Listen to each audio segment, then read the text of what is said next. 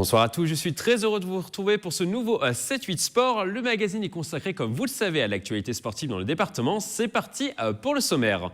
Handball, le Vélodrome national de Saint-Quentin en Yvelines a accueilli un match de Coupe d'Europe entre ici Paris et les Norvégiennes des Vipers Kristiansand. Malgré les 4000 supporters présents dans l'enceinte sportive, les Franciliennes se sont inclinées d'un petit but 25-24. Plus de détails dans quelques instants. Football, ont joué ce week-end les 32e de finale de la Coupe Gambardella. Versailles, qui évolue en R2, s'est incliné contre Guingamp, une équipe nationale 1-0 à domicile. Le résumé du match dans quelques instants. Golf, nous sommes à 8 mois de la Ryder Cup 2018, la compétition de golf la plus médiatisée au monde. Le rendez-vous se déroulera, comme vous le savez, sur les greens du Golf National de Saint-Quentin en Yvelines. Pour faire le point sur l'organisation, nous avons rencontré le directeur du golf, Paul Hermitage. Coup de projecteur à présent sur les principaux résultats du week-end.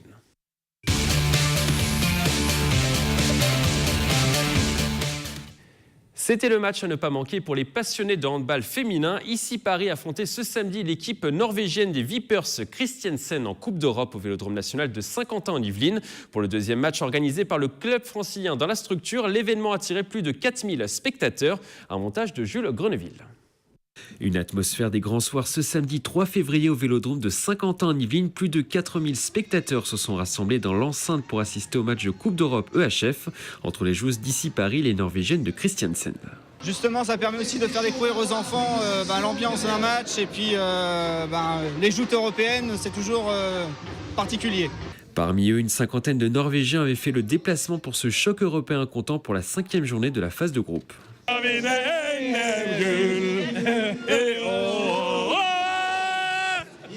Je ne sais pas si on va gagner, je pense que c'est un match difficile, je suis un peu effrayé de l'issue de la rencontre, mais j'ai l'espoir qu'on puisse le faire. Un espoir récompensé, les Vipers Kristiansand s'imposent d'un but dans les dernières minutes contre les Franciliennes. Score final 25-24. Ici, Paris menait pourtant de 3 buts à la mi-temps.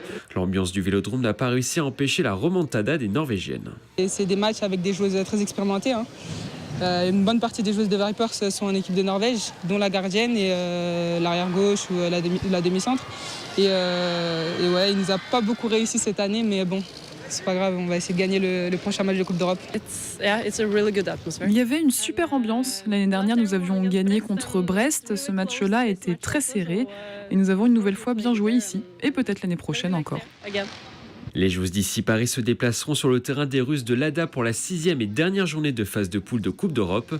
En cas de qualification, les Lyonnes pourraient revenir pour un nouveau match européen au Vélodrome de Saint-Quentin en Yvelines dans les prochaines semaines.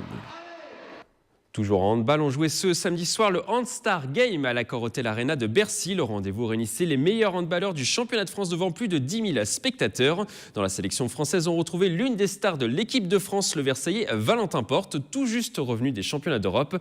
Il était même capitaine de la rencontre. On écoute la réaction de Valentin Porte. Ça fait plaisir, j'aimais bien mon équipe, on a une bonne équipe qui plaisantait bien, avec de bons gars. On a essayé d'allier notre, le plaisir, les rires et aussi quelque chose d'à peu près sérieux. La rencontre s'est soldée par une victoire de la sélection étrangère 39-38 face à la sélection française de Valentin Porte. On referme cette page handball par de la Nationale 3. Plaisir n'en finit pas de surprendre. Le promu est encore ce lundi à la 2e place du championnat après sa victoire 36-26 contre R5 Coupigny ce week-end. Un résultat qui leur permet de compter 27 points au classement avec un bilan de 8 victoires pour 3 défaites. Les Plaisirois pointent seulement à une longueur du premier Saint-Paulois. En football, on jouait ce week-end dans le championnat de première division de district. Guyancourt a engrangé sa 5e victoire de la saison contre Lepec 1-0. Montigny-le-Bretonneux, dernier du classement, s'est imposé 3-1 contre l'équipe 3 du FC Montois. Enfin, Maurepas s'est incliné pour la 2e fois de la saison contre Gargenville à domicile et laisse filer les Mureaux en tête du championnat. La 14e journée est programmée ce dimanche à 15h. Toujours en football, mais cette fois-ci en National 3. Dans le derby yvelinois, les Mureaux se sont imposés à domicile contre Versailles lors de la 15e journée du championnat. Score final 1-0. Après cette défaite, les Versaillais promus cette saison dans cette division restent à la 3e place du classement. Prochain match dimanche prochain à domicile contre Bobigny, les premiers du championnat. L'équipe compte 6 points d'avance sur les Yvelinois. Versailles joue également en Coupe Gambardella, la Coupe de France des moins de 19 ans. Dans leur stade de Porchefontaine, les Versaillais qui évoluent en R2 ont frôlé l'exploit. Ils se sont inclinés 1-0 contre Guingamp, une équipe nationale. Le résumé du match, les images sont signées à Nicolas Dandry. Un poteau, une transversale pour Versailles, Du côté des Guingampais, un coup franc légèrement détourné qui termine au fond des filets. Les dieux du football ont choisi leur vainqueur pour ce 32e de finale de Coupe Gambardella organisé au stade de Porchefontaine.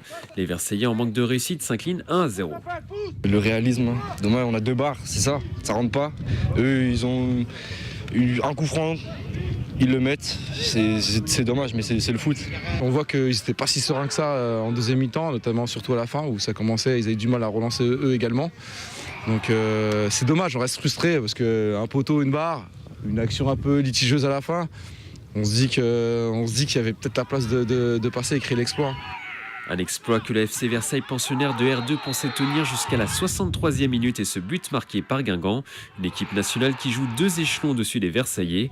Un motif de satisfaction pour le club qui jouait son tout premier 32e de finale de Coupe Gambardella de son histoire. On est fiers. C'est un centre de formation, ils ont entraînement tous les jours. Nous, on a 3 entraînements par semaine. C'était cette dernière semaine, on a eu 8 blessés. On n'est pas en complet. On arrive quand même à tenir pratiquement tout le match. On a 2 barres. Donc ouais, on est fiers. Je suis fier de l'équipe.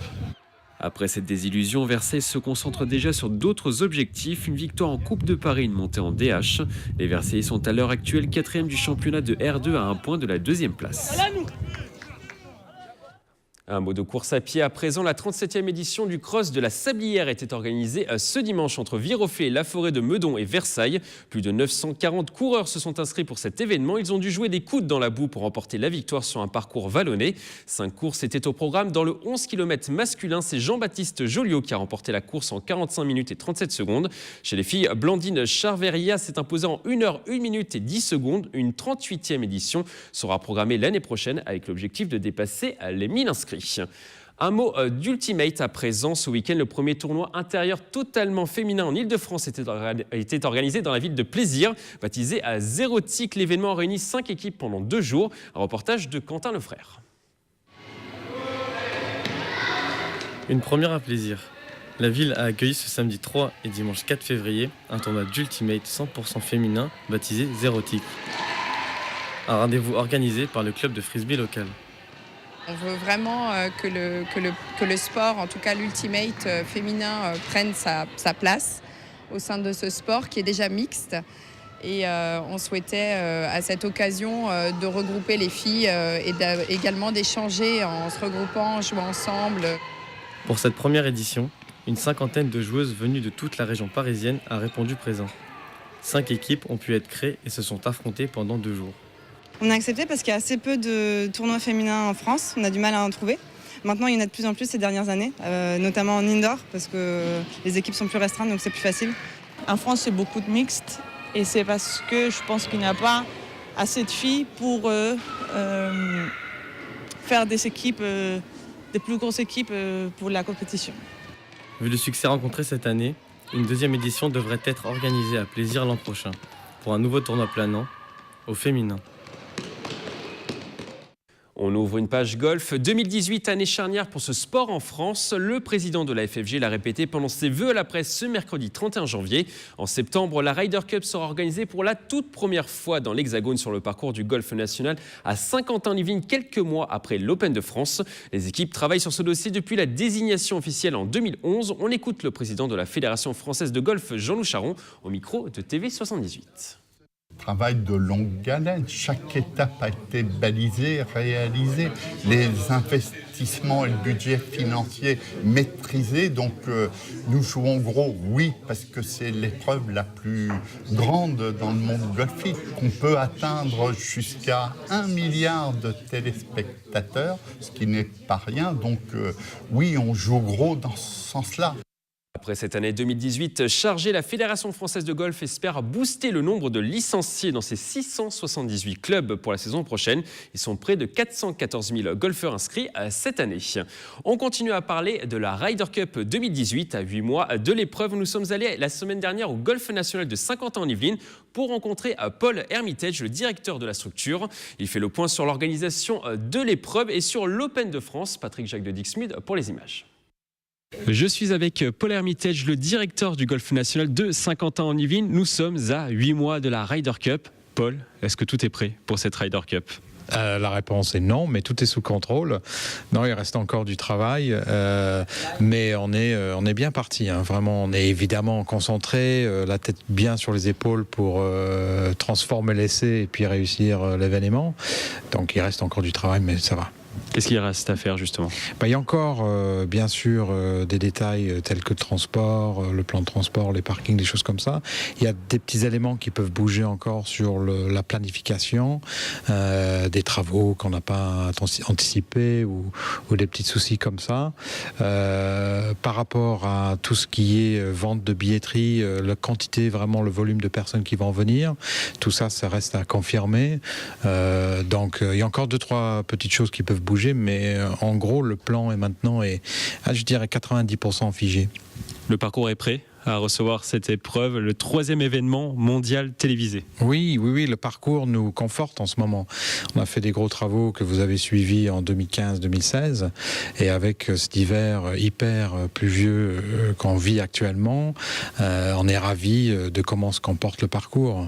Il est toujours ouvert, on est sec sur pied, c'est assez impressionnant quand même les travaux de drainage, comme ça a été une réussite quand on compare à nos 2 autres parcours qui malheureusement sont un petit peu plus beaux, quoi. Il y a eu beaucoup de pluie ces derniers mois ici sur la région parisienne. Est-ce que ça a joué sur le terrain ? Oui, énormément. Ça ne nous retarde pas dans notre préparation. Ça nous a permis même de détecter des petits points faibles. Je donne un exemple. Sur le parcours, il y a ce qu'on appelle des bunkers. Des bunkers, c'est des obstacles de sable qu'on voit près des greens ou sur les fairways. On en a vu 2-3 qui avaient du mal à drainer. Et donc, on les refait carrément là en ce moment.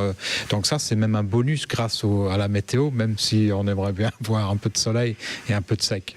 Sur le plan sportif, est-ce que vous sentez que la tension monte ? Est-ce que les capitaines de Ryder Cup viennent ici au Golf National pour observer le terrain, prendre un peu le pouls de la compétition ? Oui, on a eu l'événement One Year to Go. On a eu le plaisir d'avoir Jim Furyk 2 fois. Maintenant, je ne suis pas au courant quand est-ce qu'ils vont revenir, mais je suis sûr qu'ils vont revenir. De toute façon, Jim Furyk a dit qu'il allait envoyer une invitation à ses joueurs potentiels pour jouer l'Open de France. Ça ne veut pas dire qu'ils vont tous venir à la Chena Open de France. Loin de là, donc c'est pas ce que je suis en train de dire, mais je pense que leur focus est maintenant sur mieux connaître le parcours et les installations. Ceci dit, les joueurs aussi commencent à monter. On voit une crème qui monte au-dessus du lait au niveau de l'Europe. Il y a 6 mois, on se disait, oulala, il y a une forte équipe américaine avec tous ces jeunes, qu'est-ce qu'on va faire contre eux ? On avait quelques doutes, mais plus maintenant, on se dirait même que l'équilibre est tombé du côté des Européens. L'Open de France 2018, ça sera le premier test pour le Golf National en vue de cette Ryder Cup qui sera fin septembre ici. Alors, l'Open de France est maintenant dans la configuration Achena Rolex Series avec l'European Tour. On l'a déjà vécu et on sait où on va. Et en plus, on a l'avantage de travailler avec les mêmes organisateurs, les mêmes équipes qu'on connaît très très très bien. On s'entend très bien. Donc, la difficulté cette année, c'est de livrer les 2 événements dans un timing très court. C'est-à-dire qu'on a fin juin l'Open de France, c'est fin septembre, donc 3-4 mois plus tard, la Ryder Cup. Donc il y a une logistique de montage de gradins, montage de chapiteaux, montage de structures qui va commencer à se jouer à partir de fin avril sur le site. Mais tout ça est bien maintenant planifié. C'est même quelque part pour nous tous un soulagement parce qu'on va commencer à construire la Ryder Cup avant l'Open de France, tandis que peut-être avec 2 différents promoteurs, on aurait eu l'Open de France à démonter totalement et à remonter totalement la Ryder. Sur le plan sportif, c'est la question que tout le monde se pose. Est-ce qu'il y aura des Français ici au Golf National pour cette Ryder Cup ? Je dirais qu'on a des espoirs peut-être qu'on n'avait pas il y a quelques mois. Maintenant, je répète ce que Thomas Bjorn dit et qu'on pense tous, c'est qu'il va vraiment choisir la meilleure équipe. Donc, il n'y aura pas de la place pour un Français juste parce que la Ryder Cup est en France. Du côté des Américains, il y en a un qui fait beaucoup parler de lui en ce moment, c'est Tiger Woods. Tiger Woods qui est de retour au plus haut niveau, on peut le dire, il a passé le cut justement le week-end dernier. Il revient bien, il sera dans l'équipe. Il revient bien, il revient, je dirais même en toute beauté. Il a rajeuni pour moi, je dirais qu'il a 5 à 7 ans de moins. Il est souriant, ce qu'on n'avait pas l'habitude de voir ces derniers temps. On voit bien qu'il prend plaisir, il est concentré, il est juste dans ses propos aussi, sur ses propres actions, mais on sent une motivation. Alors je ne sais pas si sa motivation est personnelle pour sa carrière en tant que professionnel ou si sa motivation est pour la Ryder Cup, mais peu importe, il est de retour, il est là et on a tout espoir à l'avoir au Golf National pour seulement la 2e fois depuis qu'on existe. Une Ryder Cup avec Tiger Woods, c'est forcément une Ryder Cup réussie? Alors forcément, mais c'est pas nécessairement qu'il est obligé d'être là. Maintenant que je vois la puissance de cet événement, une Ryder Cup avec Tiger Woods, c'est la cerise. Une Ryder Cup sans Tiger Woods, c'est un événement magique. Merci beaucoup, Paul Hermitage. Et la Ryder Cup, c'est dans 8 mois ici au Golf National de Saint-Quentin-en-Yvelines. Ce sera du 28 au 30 septembre 2018. Si vous êtes un amateur de sensations fortes et que vous aimez prendre de la hauteur pour défier la gravité, le reportage qui va suivre devrait vous intéresser. Coup de projecteur sur la section parcours rebaptisée cette année Freestyle Gym. Cette discipline rattachée à la Fédération française de gymnastique a trouvé son origine dans la rue. Elle consiste à franchir des obstacles urbains ou naturels en réalisant des figures. Dans les Yvelines, un club implanté au Clé-sous-Bois propose des cours. Le montage est signé Romain Ruspini.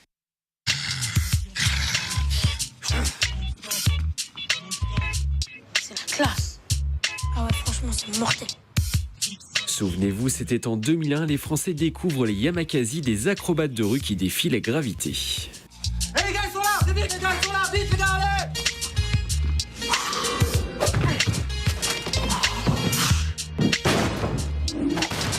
Aujourd'hui, les figures pratiquées dans le film se sont transposées dans la vie réelle. Au Clé-sous-Bois, une section parcours a vu le jour en 2011 pour répondre à la demande. Ici, la pratique de ce sport urbain rebaptisé Freestyle Gym se passe en intérieur dans un gymnase.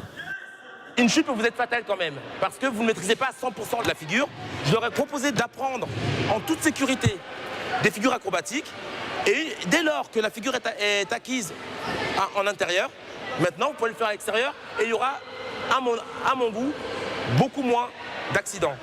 Depuis la création de cette section, la pratique de cette discipline connaît un franc succès au club. Le nombre de licenciés est passé de 5 adhérents la première année à une quarantaine de pratiquants venus de toutes les Yvelines pour cette saison 2018. C'est notre corps, c'est pas un vélo, c'est pas un équipement, c'est vraiment notre corps. Si on chute, si on faute, c'est notre corps. Si on doit être très rigoureux, on est très libre, on apprend vraiment de quoi on est capable. Une grosse adrénaline. Quand on lance la figure, il y a une montée d'adrénaline et dès qu'on l'a rentrée, on se sent heureux, clairement. Une fois les bases maîtrisées pendant ces cours de 3 heures le vendredi, ces têtes brûlées dépassent les frontières du gymnase Guimier pour pratiquer ce sport dans son lieu de naissance, la rue. Les pratiquants appelés traceurs utilisent le milieu urbain et la nature pour réaliser des figures.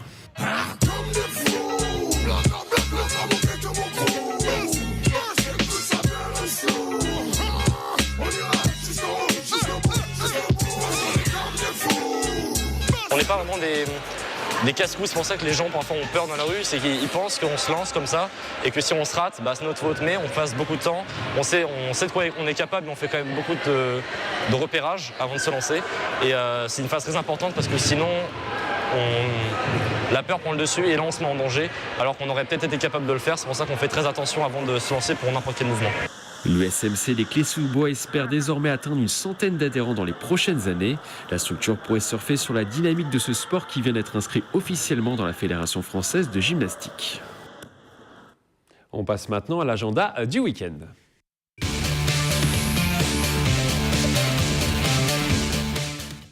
On commence cet agenda par du cyclisme. Après le handball samedi dernier, le Vélodrome de Saint-Quentin-en-Yvelines accueille une épreuve de piste ce dimanche avec la finale de la Coupe d'hiver. Pour nous parler de ce rendez-vous, nous recevons sur ce plateau Jean-Michel Richefort, figure locale du cyclisme sur piste et membre de la Fédération française. Bonsoir. Bonsoir. Alors avant de parler de la compétition, pouvez-vous nous rappeler le concept ? Le concept de cette Coupe d'hiver, c'est la 2e édition. Nous avons eu 4 manches qualificatives en novembre, décembre, 2 au mois de janvier. Et les meilleurs coureurs, à l'issue des 4 manches, sont qualifiés pour cette finale. Et sur cette finale, nous aurons 2 types d'épreuves, des omniums, avec 3 épreuves par catégorie, et puis un grand tournoi de vitesse. Donc il y a eu 4 manches qualificatives, c'est ce que vous disiez. Est-ce que vous avez vu des talents éclore? Est-ce que c'est l'objectif de ce type d'événement? Oui, cette Coupe d'hiver a pour vocation donc de faire participer les meilleurs coureurs franciliens, mais nous avons accueilli 10 comités régionaux et nous avons accueilli de très bons coureurs de province et qui viendront bien sûr, qui se sont qualifiés pour la finale. Alors c'est la vocation même de cette Coupe d'hiver de déceler de jeunes talents. Et il ne manque pas parce qu'il y a des talents, et notamment des talents yvelinois, des talents sur le territoire de Saint-Quentin en Yvelines, et on fonde beaucoup d'espoir lors de cette finale sur 2 cadets, notamment du Vélo Club de Montigny-le-Bretonneux, Céliolaire et puis Erwan Louvrier. Et ça leur permet également de se juger sur une piste olympique devant des spectateurs? Ah, bien sûr, c'est toujours très intéressant de se transcender devant des spectateurs. Et puis également, lorsqu'on est jeune, devant des coureurs beaucoup plus confirmés. Bien sûr, nous avons des séries des jeunes, des minimes, des cadets, des juniors, des très bons juniors, et puis des premières catégories qui ont déjà parcouru, qui ont couru sur des épreuves internationales. Nous aurons la présence d'Émilien Clerc qui sort des 6 jours de Berlin et qui est le champion de France de demi-fond, par exemple, et puis de très bons coureurs nationaux. Donc il y a plusieurs clubs franciliens qui participent à l'épreuve. Il y a notamment Vélizy, Montigny-Bretonneux, Clamart, Puteaux, Villeneuve-la-Garenne, Créteil et Montgeron-Vigneux. Toutes ces équipes jouent vraiment le jeu. Elles envoient leurs meilleurs coureurs. Oui, leurs meilleurs coureurs. Et là, ce sont les clubs franciliens très sensibilisés sur le cyclisme sur piste, que ce soit chez les hommes, chez les dames, avec par exemple Villeneuve-la-Garenne et Puteaux, qui possèdent de très bons éléments féminins. Et ces clubs se sont réunis pour organiser donc cette Coupe d'hiver, avec le comité d'Île-de-France, bien sûr, et puis le soutien technique du Vélodrome national. Vous parliez d'Émilien Clerc, il y aura également d'autres têtes d'affiche sur ce rendez-vous? Oui, des pistards de l'équipe de France? Des pistards de l'équipe de France, et notamment des pistards du pôle olympique. Ce sont des jeunes pistards, donc en devenir, avec qui ont été champions de France junior, voire champion du monde junior, Brian Elal, qui a été le champion du monde junior, et c'est la jeune révélation là, qui a participé à 2 coupes du monde, sera vraisemblablement là parmi les qualifiés. Donc combien de coureurs pour cette finale? Alors nous attendons 150 coureurs donc, sur les 7 catégories, sur les omniums et pour la vitesse. C'est donc la 2e édition de cette Coupe d'hiver. Est-ce que vous sentez une progression par rapport au premier rendez-vous? Oui, il y a un engouement parce que sur les 4 manches, nous avons refusé beaucoup de pistards qui voulaient s'inscrire, mais dans chaque catégorie, c'est la réglementation qui le veut, nous sommes obligés de limiter à 24 coureurs par catégorie. Et dans certaines catégories, notamment chez les cadets, chez les juniors et chez toutes catégories, bien sûr, on aurait pu en prendre 2 fois, 3 fois plus. Et ça permet également de mettre en valeur le Vélodrome national de Saint-Quentin-en-Yvelines, qui a reçu du handball, je le disais précédemment, avec le match ici Paris contre des Norvégiennes, les Vipers Kristiansand. Est-ce que ça permet de remettre le vélo au centre de ce Vélodrome de Saint-Quentin-en-Yvelines également? Bien sûr, il faut, c'est sa vocation première, donc du cyclisme sur piste. Et nous sommes très envieux parce que samedi soir, il y avait 4000 spectateurs et nous espérons avoir... il y aurait 4000 spectateurs également? Pas 4000 spectateurs, mais si on en avait la moitié, ce serait bien. Et donc, il faut rappeler que l'entrée est à 3 € et ce sera gratuit pour tous les jeunes des écoles de vélo, mais les jeunes des collèges. Et donc, moi, je vous invite à découvrir un spectacle de très grande qualité, quelles que soient les catégories. Le cyclisme sur piste, c'est toujours très spectaculaire, d'autant plus que nous aurons un beau tournoi de vitesse. Il devrait y avoir également une tête d'affiche, on peut le dire, hors compétition. Ça sera Robert Marchand qui avait réalisé un record du monde au Vélodrome national de Saint-Quentin-en-Yvelines. C'était en janvier 2017. Robert Marchand, 106 ans cette année, sortira de sa retraite pour venir concourir à à cette Coupe d'hiver. Oui, l'invité d'honneur sera Robert Marchand. Il tenait absolument à venir déjà encourager les jeunes, mais aussi à faire quelques tours de piste, même s'il arrête sa carrière, entre guillemets. Il est à la retraite. Il ne veut plus tenter de record, mais il pratique tous les jours. Tous les jours, il fait du vélo. Et dimanche, bien sûr, il viendra faire quelques tours. Et puis, pour le plaisir des jeunes et des moins jeunes et de tous les spectateurs. Lorsque Robert Marchand se déplace, c'est toujours un événement. Et vous êtes son coach également, vous aviez été son coach pendant son record l'année dernière. Voilà, pendant ces 2 records. Ça a été plus facile pour le convaincre du coup. Voilà, j'ai eu l'honneur de coacher Robert Marchand. Et bien sûr, c'est toujours avec plaisir qu'il se rend au Vélodrome et puis partager cette passion avec les jeunes. Merci à vous, Jean-Michel Richefort, d'être passé sur ce plateau. Je rappelle, la finale de la Coupe d'hiver est programmée ce dimanche de 10h à 18h au Vélodrome national de Saint-Quentin-en-Yvelines. On termine ce magazine par un rendez-vous. Si le 52e Super Bowl de ce dimanche soir entre les Patriots de la Nouvelle-Angleterre et les Eagles de Philadelphie vous a donné envie de vous intéresser au football américain au niveau local, les Templiers d'Elancourt jouent contre les Spartiates d'Amiens en complexe sportif Europe. Un match qui s'annonce spectaculaire. Les 2 équipes occupent les 2 premières places de la poule A de 2e division. La rencontre est programmée ce samedi à 20h. C'est la fin de ce 7-8 Sport. Merci de l'avoir suivi. On se retrouve lundi prochain pour un nouveau magazine. D'ici là, passez une excellente semaine sportive. Très belle soirée sur TV 78.